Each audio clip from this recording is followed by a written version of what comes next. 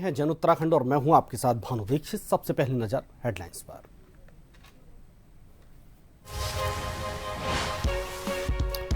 उत्तराखंड विधानसभा के मानसून सत्र का दूसरा दिन आज कई विधेयक होंगे पास। सदन में रात से ही विपक्ष का धरना जारी। बोले सत्ता पक्ष नहीं सुन रहा हमारी बातें।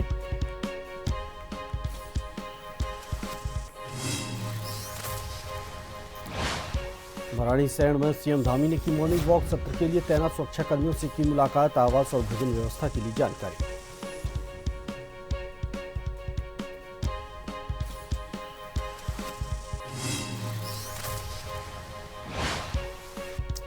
हरिद्वार में कानून व्यवस्था को लेकर कांग्रेस ने खोला मोर्चा। सड़क पर विरोध प्रदर्शन कर सरकार का जलाया पुतला। कहा महिलाओं के खिलाफ लगातार बढ़ रहे अपराध।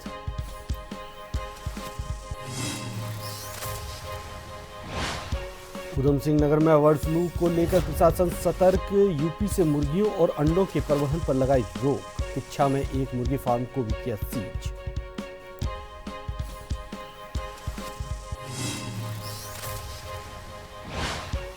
हल्द्वानी में अब कूड़ा फेंकने वालों पर होगा सख्त एक्शन। निगम ने कई जगहों पर लगाए सीसीटीवी कैमरे। होगी चालानी कार्रवाई। नगर आयुक्त ने की शहर को स्वच्छ रखने की अपील।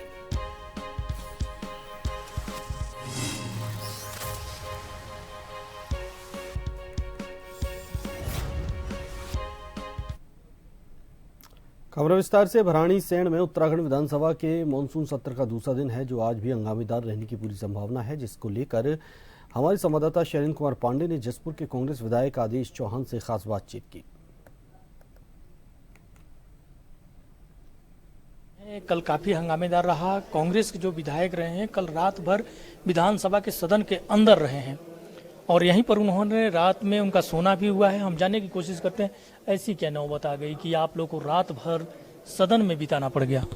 देखिए, हम उत्तराखंड की बिगड़ती कानून व्यवस्था पर 310 लाना चाहते थे और हम चाहते थे सदन इसकी चर्चा करें, क्योंकि अभी आपको पता चला होगा कि हमारे नेता प्रतिपक्ष हमारे दो विधायकों पर हमला हुआ और उन्हीं के खिलाफ सत्ता के दबाव में रिपोर्ट दर्ज हो जाती है। जबकि होना ये चाहिए था कि हमारी विधानसभा अध्यक्ष को खुद ही संज्ञान लेना चाहिए कि ये जो बिगड़ती कानून व्यवस्था है उस पर चर्चा हो, लेकिन उन्होंने हमारी बात को नहीं सुना और हम मजबूर होकर इस पर धरने पे बैठे हैं और कल से कंटिन्यू हमारा धरना है। हम ऐसा नहीं कि हम विधानसभा के अंदर आराम फरमाना है, हम पूरी रात हमने विधानसभा रात रहे और अभी भी हम 310 में उसी को लाएंगे। हम चाहते हैं कि इस पर कानून व्यवस्था पर चर्चा हो, क्योंकि आप जान सकते हैं कि अगर विधायक और नेता प्रतिपक्ष सुरक्षित नहीं, किच्छा में अभी गोली मारकर हत्या कर दी गई, लूट हो रही है, खनन में लूटाई हो रही है, हर विभाग लूटने पर लगा है। अगर कानून व्यवस्था सुरक्षित नहीं होगी तो जो हमारी शांति व्यवस्था उत्तराखंड को कहते हैं ना कि जो हमारा जो उत्तराखंड है देव तुल्य है, देवों का निवास है, लेकिन यही लूट खसोट पर आमादा है यहाँ की जनता, जो जनता को लूटने के लिए अधिकारी वर्ग। तो हम ये चाहते हैं कि क्योंकि इन अधिकारियों पर अंकुश लगे और उन अधिकारियों को वहाँ से तत्काल हटाया जाए और उसकी उचित तरह जांच हो।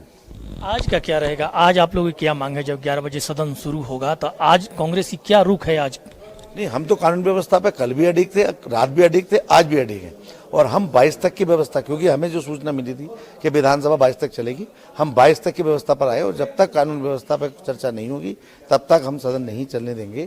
तब तक हम चाहेंगे, क्योंकि ये बहुत महत्वपूर्ण मुद्दा है हमारे उत्तराखंड के लिए, क्योंकि आप जानते हैं उत्तराखंड बड़ा शांत प्रदेश है हमारा, लेकिन उसका माहौल बिगाड़ा जा रहा है ये कुछ अधिकारी और कुछ नेताओं की बदौलत, लेकिन हम उसको बिगड़ने नहीं देंगे।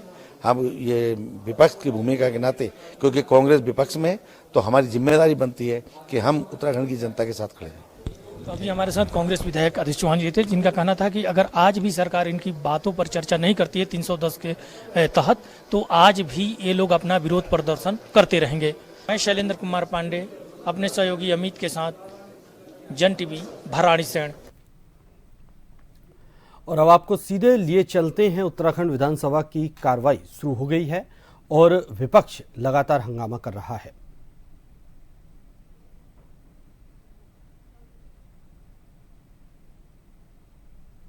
अपने क्षेत्र के विकास की बात नहीं करते हो, खाली समय पास करते हो विधानसभा में। आप लोगों को आपदा महत्वपूर्ण मुद्दा है। आप लोग शर्म करो। जंगल राज है, आपदा पे चर्चा हो, आपदा पे जनता पुकार रही है। आपकी बुरी तरह से हार हुई है, उससे बौखलाहट है आपकी। आप सदन को चलने आपदा दो। शर्म करो, शर्म करो, आपदा पे चर्चा, शर्म करो, शर्म करो, शर्म करो, शर्म करो। आपको सदन चलने कांग्रेसियों आपदा पे शर्म चर्चा करो। होनी चाहिए। आपदा में तो आप मुद्दा सुन है। के आए हुए हैं, आपदा में आपकी चर्चा जनता हो। आपसे सवाल पूछ रही है। त्राहिमाम, शर्म करो, त्राहिमाम, शर्म करो। जाके पंचायतों में हार गए, निकाय चुनाव में हार गए, पता नहीं पा रहे कांग्रेसी। ये गुंडागर्दी नहीं चलेगी। जाके सोने की जगह, this is not a place for sleeping. हमें आपदा पे चर्चा करनी है। प्रदेश सदन का समय बर्बाद कर रहे हैं। त्राहिमाम, त्राहिमाम, त्राहिमाम। आप यहाँ सदन चलने आपदा पे दीजिए, लोग चर्चा। अपने क्षेत्र से आए हुए हैं। दूर दूर से सारे विधायक आए हैं क्षेत्र की जन समस्याओं को लेकर के। शर्म करो, शर्म करो, क्षेत्र की जनता परेशान। कांग्रेसियों शर्म करो। आपदा पर बात करो, बात करो, आपदा पे चर्चा हो। आपदा पर बात करो, बात करो। कांग्रेसियों शर्म करो। आगे बढ़ते हैं। भराड़ी सैंड में प्रातःकाल भ्रमण के दौरान सीएम धामी ने विधानसभा सत्र के दृष्टिगत तैनात सुरक्षा कर्मियों से मुलाकात की। उन्होंने पुलिस बल के आवास, भोजन और अन्य आवश्यक व्यवस्थाओं की जानकारी ली। मुख्यमंत्री ने कहा कि कठिन भौगोलिक परिस्थितियों में प्रतिकूल मौसम में भी पुलिसकर्मी अदम्य साहस और प्रतिबद्धता के साथ कर्तव्यों का निर्वहन कर रहे हैं, जो हम सभी के लिए प्रेरणादायक है। उन्होंने विशेष रूप से धराली जैसे आपदा प्रभावित और दुर्गम क्षेत्रों में पुलिसकर्मियों द्वारा प्रदर्शित अनुकरणीय कार्यक्षमता और सेवा भावना की सराहना की। मुख्यमंत्री ने कहा कि इस समर्पण ने संपूर्ण पुलिस बल की कार्यदक्षता को नई पहचान दी है।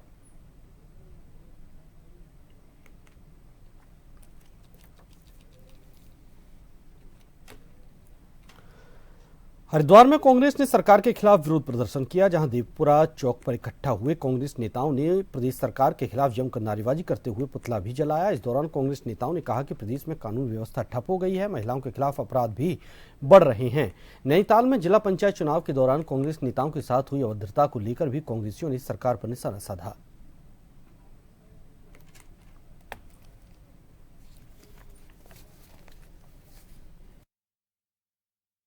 कानून व्यवस्था बिगड़ रही है, प्रशासन की नाकामी साबित हो रही है। अभी आपने देखा होगा नैनीताल में पंचायत चुनाव में जिस तरह वोटों का हरण किया गया, वो उत्तराखंड के इतिहास में एक काला दिन था और लोकतंत्र के लिए काला दिन था। जिस तरह सरेआम जिला पंचायत सदस्यों का अपहरण पुलिस की मौजूदगी में किया गया, निश्चित रूप से ये धामी सरकार के संरक्षण में हुआ और माननीय नेता प्रतिपक्ष यशपाल आर्य जी के साथ जो बदसलूकी की गई और जो हमारे कांग्रेस के विधायकों के साथ बदसलूकी की गई, वो खेदजनक है और शर्मनाक है। आज उसी के विरोध में ये पूरा धरना कार्यक्रम रखा गया है। और दूसरी सबसे बड़ी बात, जो उत्तराखंड हिमालय राज्यों में एनसीआरबी की रिपोर्ट के अनुसार महिला अपराध में जो पहले नंबर पर पहुंच गया है, यह उत्तराखंड के लिए बहुत ही शर्मनाक बात है।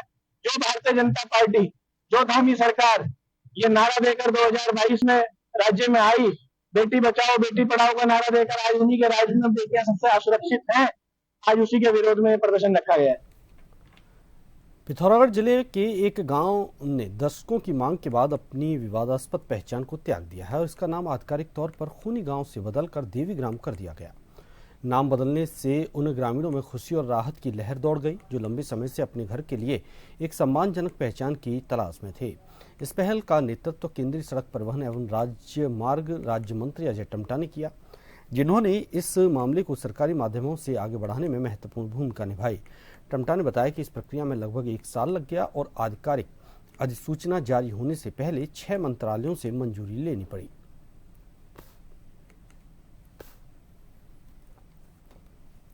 समय से हमारे ग्रामवासी हमारे गांव का नाम बदलने के लिए प्रयासरत थे, जिनकी आवाज को आज सरकार ने सुना और हमारे गांव का नाम खूनी से बदलकर देवी ग्राम रखा गया, जिसके लिए मैं सरकार का आभार प्रकट करती हूं और साथ ही ग्रामवासियों को बधाइयां एवं शुभकामनाएं देती हूं।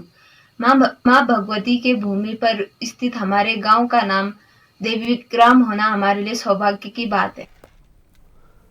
उत्तराखंड की सीमा से लगे उत्तर प्रदेश के रामपुर में बर्ड फ्लू की पुष्टि होने के बाद ऊधम सिंह नगर के जिलाधिकारी नितिन सिंह भदौरिया ने सतर्कता बरतने का फैसला लिया। इसी क्रम में यूपी के सीमावर्ती जनपदों से ऊधम सिंह नगर जिले में आने वाले मुर्गियों और अंडे के परिवहन पर एक सप्ताह के लिए रोक लगा दी है। किशनपुर के एक मुर्गी फार्म में मुर्गियों के मरने की सूचना मिलने के बाद उप जिलाधिकारी गौरव पांडे के नेतृत्व में तहसील प्रशासन, नगरपालिका परिषद और पशु चिकित्सा विभाग की टीम वहां पहुंची और जांच के बाद मुर्गी के बच्चों को अपने कब्जे में ले लिया। इसके साथ ही प्रशासन ने पूरे मुर्गी फार्म को सैनिटाइज करवाने के बाद उसे सीज कर दिया है और आगे की कार्रवाई शुरू कर दी गई है। 13-14 अगस्त की रात में एक जगह पे एक साथ काफ़ी सारी बर्ड्स की डेथ की सूचना मिली थी एक पोल्ट्री फार्म में। तो उसके बाद उनका सैंपल इत्यादि लेकर के आई बरेली की रिपोर्ट के आधार पर 15 तारीख को किशन नगर स्थित जो फार्म है उसको सील किया गया है और वहाँ पर जितनी बर्ड्स थी उनकी कलिंग की गई है। इसमें प्रोटोकॉल ये होता है कि 1 किलोमीटर का क्षेत्र इन्फेक्टेड जोन माना जाता है और 20 किलोमीटर का क्षेत्र 10 किलोमीटर का क्षेत्र सर्विलांस जोन माना जाता है। तो उस क्षेत्र पे जो भी दिशा निर्देश हैं भारत सरकार के उसके अनुसार कार्यवाही की जा रही है और ट्रांसपोर्टेशन को बैन कर दिया गया है पोल्ट्री का, ताकि जो बर्ड फ्लू है ये अन्य जगह पर न फैल पाए। साथ ही चूंकि हमारा यूपी से लगा हुआ क्षेत्र है तो हमारे लगे हुए जो एसडीएम बहेड़ी हैं उनको भी इसके संबंध में सूचित किया गया है और वो भी अपने स्तर पर अपने क्षेत्र में निगरानी बरत रहे हैं। जसपुर में तहसील दिवस के मौके पर ऊधम सिंह नगर जिलाधिकारी नितिन सिंह भदौरिया ने जन समस्याओं को सुना, जहां वन विभाग, विद्युत विभाग, कृषि विभाग, पशुपालन विभाग, बाल विकास विभाग समेत अन्य विभागों के अधिकारी मौके पर मौजूद रहे। इस दौरान जिलाधिकारी ने लगभग 80 समस्याओं को सुना, जिसमें ज्यादा शिकायतें विद्युत विभाग और नगरपालिका की थीं। जिलाधिकारी 32 शिकायतों का उन्होंने निस्तारण मौके पर ही किया। साथ ही अधिकारियों को जरूरी निर्देश भी दिए।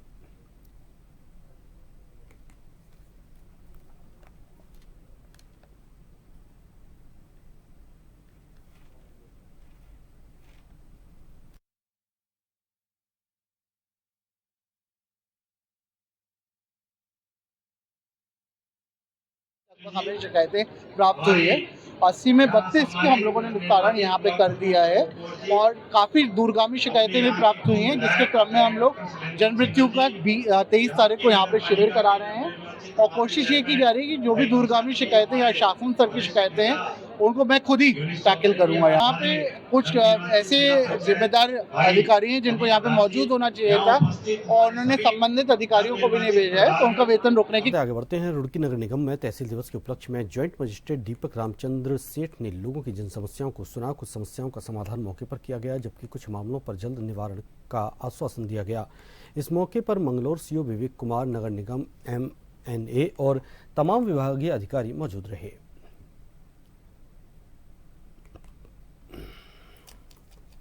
आज पूरा तहसील दिवस में 36 कुल शिकायतें दर्ज हुआ। ज़्यादा से ज़्यादा हमारा जल भराव का समस्या था, कई नालियों का सफाई का था और साथ साथ पेंशन का प्रकरण भी आया हमारे सामने और निगम का भी कई चीज़ों के ऊपर था। कुल एग्जैक्टली नंबर मैं बता नहीं सकता। कई चीज़ों हमने निर्देशित किया है आज ही जाके तुरंत करने के लिए। कई बिजली का कनेक्शन में प्रॉब्लम आ रहा था मीटर में, ऐसा वाला कनेक्शन को आज ही हम निस्तारण करने के लिए निर्देश किया है और आज शाम तक उसका निस्तारण हो जाएगा, क्योंकि फील्ड में जाने का काम भी है। इसके अलावा भी सभी अधिकारी लोगों को अगले तहसील दिवस के अंतर सभी चीज़ों के ऊपर निस्तारण करने के लिए निर्देश दिया गया। नैनीताल के हल्द्वानी से खबर है, जहां स्वच्छता मिशन और स्मार्ट सिटी प्रोजेक्ट को चुनौती देते हुए लोग अब भी चोरी छिपे कचरा सार्वजनिक जगहों पर डाल रहे हैं। नगर निगम की तमाम कोशिशों के बावजूद लोग रात के अंधेरे में गाड़ियों से आकर जगह जगह कचरा फेंक रहे हैं, लेकिन अब नगर निगम ने इस पर कड़ा एक्शन लेने के लिए प्लान तैयार किया है। शहर के संवेदनशील इलाकों जैसे मंडी बाईपास, चंबल पुल समेत कई स्थानों पर CCTV कैमरे लगा दिए गए हैं। अब कचरा फैलाने वालों के खिलाफ न सिर्फ जुर्माना लगेगा बल्कि चालानी कार्रवाई भी की जाएगी।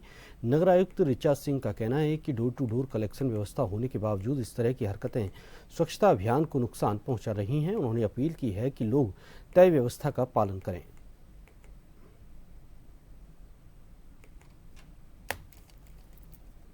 की टीम काम कर रही है और हम बार बार कूड़ा उठाते हैं, लेकिन कुछ जो पॉकेट्स हैं, जैसे अगर हम कहें तो मंडी बाईपास है, चंबल पुल है, इन जगहों पे बार बार सफाई कराने के बाद लोग गाड़ियों से आते हैं और रात में कूड़ा डालते हैं। तो हमने कुछ स्थानों पर CC कैमरा भी अभी वर्तमान में लगा दिया है उद्देश्य एक ही है इन स्थानों को चिन्हित करने का कि जो बड़े स्थान हैं, क्योंकि कूड़ा देखने के बाद लोग वहाँ लगातार कूड़ा डाल रहे हैं, तो इन पे सफाई का अभियान भी चलाया गया। कल मंडी बाईपास पे पूरा सफाई अभियान चलाया गया है, यहाँ प्लांटेशन भी किया जाएगा। इसके साथ ही हम अभी हमारे कुछ एक वेंडर से भी बात हो रही है, जिसमें हम जो कूड़े के जो पॉकेट्स हैं उन पे कैसे वहीं मौके पर ही चिन्हित करके चालान की कार्रवाई करें, और बड़े बड़े प्लॉट्स जिन पर कूड़ा पड़ा हुआ है उनको चिन्हित करेंगे, क्योंकि डोर टू डोर कूड़ा हमारा कलेक्शन हो रहा है। तो अगर ये मैसेज चला जाएगा कि आप सार्वजनिक स्थान पर इस तरीके से खुलेआम कूड़ा डालेंगे तो कार्रवाई होगी, तो लोगों में परिवर्तन आएगा। उत्तराखंड में बरसाती मौसम को देखते हुए सरकार ने खनन पर पूरी तरह रोक लगा रखी है, लेकिन सतपुली के बिलखेत क्षेत्र में खनन माफियाओं के हौसले बुलंद हैं। शाम होते ही खनन माफिया चोरी छिपे खनन सामग्री निकालकर रात के अंधेरे में फरार हो जाते हैं। इससे न केवल नदी नालों का अस्तित्व खतरे में पड़ रहा है, बल्कि सरकार को लाखों रुपए की राजस्व की हानि हो रही है। लगातार मिल रही शिकायतों के बाद तहसीलदार दीवान सिंह के नेतृत्व में राजस्व विभाग की टीम ने देर शाम बिलखेत क्षेत्र में छापामारी की। इस दौरान 3 वाहनों पर चालानी कार्रवाई की गई। अधिकारियों ने साफ कहा है कि खनन पर रोक के बावजूद अवैध गतिविधियों को बर्दाश्त नहीं किया जाएगा। समय समय पर ऐसे क्षेत्रों में निरीक्षण और कार्रवाई होती रहेगी।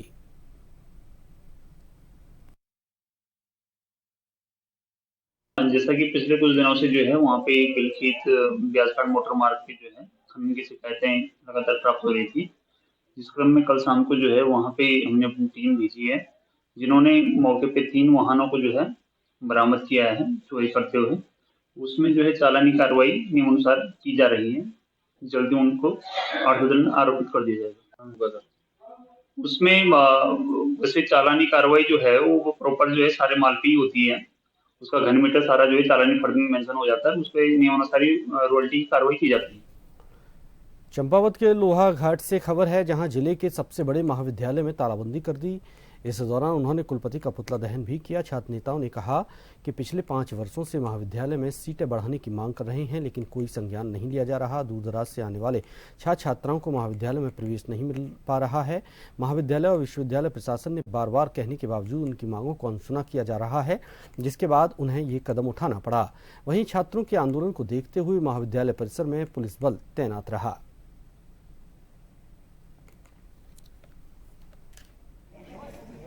जिसके बारे में हमने कई दिन पहले ही इन्होंने हमें ज्ञापन दिया, और हमने कई दिन पहले निदेशालय को, वीसी साहब को, सबको लिख भेजा क्या पोजीशन है सीट्स की, टोटल कितनी सीटें हैं, कितने एससी के हैं, कितने ओबीसी के हैं, कितने जनरल कैटेगरी के हैं, सबका पूरा विवरण बनाते हुए भेज दिया। तो सर अभी शुरू इन्होंने किया है और सीटें बढ़ाने की मेन मांग है, उसी को लेकर हमने सब जगह लेटर भेजे हैं। तब तक जैसा आपको पता है कि हम पिछले 5 दिन से लगातार इस चीज़ के लिए लड़ रहे हैं, मगर अब हम शांत नहीं रहेंगे। बहुत समय हो चुका है, शांतिपूर्वक हमने सब चीज़ कर लिया, मगर अगर हमारी मांगे तब भी नहीं सुन जाएगी। तो अब ये मांगे, तो ये हमारा आंदोलन तब तक नहीं रुकेगा जब तक हमारी मांगे पूरी नहीं होगी। चाहे हमें रात दिन यहाँ बैठना पड़े, कैसे बैठना पड़े, हम सांकेतिक माध्यम से यहाँ जैसे भी बैठेंगे हम यहाँ बैठेंगे और तब तक यहाँ आंदोलन करेंगे, तब तक वह आंदोलन उग्र आंदोलन करते रहेंगे। हम जहाँ उतरना होगा हम वहाँ उतरेंगे। और हम ये आप सबको बता देते हैं कि इसकी पूरी जिम्मेदारी कॉलेज प्रशासन, हमारा यूनिवर्सिटी प्रशासन और हायर एजुकेशन में जितने बैठे हैं उनकी जिम्मेदारी, डायरेक्टर सबकी जिम्मेदारी रहेगी अगर कुछ भी होता है तो। बहुत समय विगत लगभग 8-10 सालों से ये मांग हमारी आते आ रही है कि हमारे महाविद्यालय जो यूनिवर्सिटी का सबसे बड़ा राजकीय महाविद्यालय है, यहाँ के बच्चों को अगर बाहर जाना पड़ रहा है किसी विषय को लेकर या सीटों की कमी के कारण, तो इससे बड़ी शर्म की बात कुछ नहीं हो सकती इस महाविद्यालय के लिए, इस क्षेत्र के लिए। जबकि कई चीज़ों में हमारा महाविद्यालय आगे रहता है, कई बड़े बड़े IAS, PCS और बड़े उच्च लेवल में अधिकारी इस महाविद्यालय से गए हैं।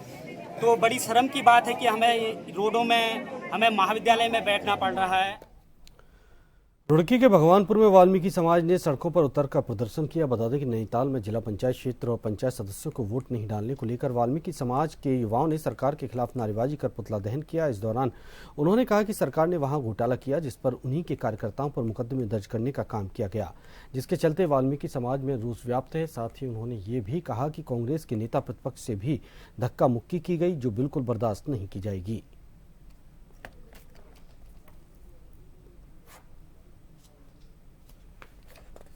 पंचायत के क्षेत्र पंचायत सदस्य के, तो उसमें सरकार के द्वारा हमारे जो जिला पंचायत जीते हैं और क्षेत्र पंचायत जो जीते हैं उनको वोट डालने नहीं दिया।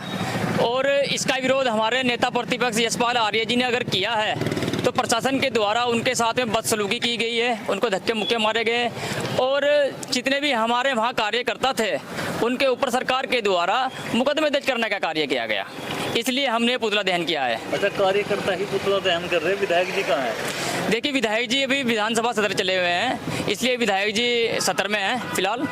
अभिषेक भाई भी हैं? अभिषेक भाई भी बाहर गए हुए हैं कहीं पे, तो जैसा विधायक जी का आदेश हुआ, जैसा अभिषेक भाई का आदेश हुआ, ऐसा हमने कर दिया। तो वहीं आपको बता दें कि भराड़ीसैंण में उत्तराखंड विधानसभा के मानसून सत्र का दूसरा दिन जहां विपक्ष का हंगामा लगातार जारी रहा, इसको लेकर हमारे संवाददाता शैलेंद्र पांडे ने संसदीय कार्य मंत्री सुबोध उनियाल से खास बातचीत की है। भराड़ीसैंण में मानसून सत्र का आज दूसरा दिन है। कल कांग्रेस ने सदन में काफ़ी हंगामा किया है। हमारे साथ बात करने के लिए संसदीय कार्य मंत्री सुबोध उनियाल जी हैं। हम इन्हीं से जानने की कोशिश करते हैं, कांग्रेस ने कल जिस तरह का हंगामा किया, रात भर वो सदन में रहे, किस रूप में इसको देखते हैं? देखिए, जिन विपरीत परिस्थितियों में सदन आहूत किया गया गैरसैंण में, और प्रदेश का सारा सरकारी अमला, सारे सरकारी अधिकारी कर्मचारी, पूरी हमारी पुलिस यहाँ पर आई और सारे चुने हुए जनप्रतिनिधि यहाँ पहुँचे और उद्देश्य था सदन की कार्यवाही सुचारू रूप से चले और राज्य हित में निर्णय लिए जा सके। और एक ऐसे विषय को सदन में उठाकर जो कि न्यायालय में विचाराधीन था, और सदन के नियमावली बहुत स्पष्ट है कि अगर कोई प्रकरण समझूती से है तो उस पर न्यायालय उसमें सदन में चर्चा नहीं की जा सकती। उसके बावजूद आपने जो व्यवहार सदन के अंदर किया और जिस तरह आपने बार बार सदन की कार्रवाई को बाधित किया, 3-4 बार सदन को अर्जन करना पड़ा, फिर जो तोड़फोड़ आपने सदन में मचाई, और सबसे बड़ी बात तो तब शर्मसार किया आपने सदन को जब आपने सदन को सराय बना दिया। ये सदन है, सराय नहीं है। तो मैं समझता बहुत निंदनीय है। जहाँ से निर्णय होने चाहिए थे राज्य हित के, उस पर उस सदन का इस तरह से अपमान करना, ये मैं समझता हूँ कांग्रेस का पूरा चेहरा पूरे राज्य के लोगों ने देखा। आज भी कांग्रेस अपने मांग पर अड़ी हुई है, सरकार की क्या रणनीति है आज सदन को? देखिए, सरकार अगर सदन न चलाना चाहती तो इन विपरीत परिस्थितियों में सरकार गैरसैंण में सदन करती क्यों? और जिस तरह का व्यवहार इनका रहा, अगर आज भी इस तरह का व्यवहार रहेगा तो निश्चित रूप से ये सदन के लिए बड़ा नुकसानदायक होगा। आज देखते हैं कि राज्य में आपदा है, बहुत सारे विधायकों की ये मांग है कि जिस तरह से आपदा है उनके बहुत सारे सवाल हैं वो नहीं पूछ पाते हैं, तो इसको किस रूप में देखते हैं, राज्य को कितना हानि होती है? देखिए, 457 में मात्र 20-25 प्रश्न भारतीय जनता पार्टी के सदस्यों के थे, बाकी सारे प्रश्न कांग्रेस के सदस्यों के थे। तो आखिर आपने राज्य सरकार जो जवाब देती, आपने प्रश्न किया, सरकार का जवाब आता, आप प्रश्नकाल नहीं चलने दिए, तो ये निश्चित रूप से मैं समझता हूँ ये सदन की अवमानना भी है, सदन को शर्मसार करना भी है और सदन का वक्त बर्बाद करना भी है। तो ये हमारे साथ संसदीय कार्य मंत्री थे जिनका कहना था कि कांग्रेस ने जिस तरह से हंगामा किया और प्रश्नकाल नहीं चलने दिया, उसमें कांग्रेस के ही बहुत सवाल थे जिसका सरकार जवाब देती, तो इसको लेकर के ऐसे नहीं करना चाहिए था। और इस विषम परिस्थितियों में भराड़ीसैंण में सत्र का आयोजन किया जाता है तो सदन में जनता की मुद्दों की चर्चा होनी चाहिए थी। अपने सहयोगी अमित के साथ मैं शैलेंद्र कुमार पांडे, जन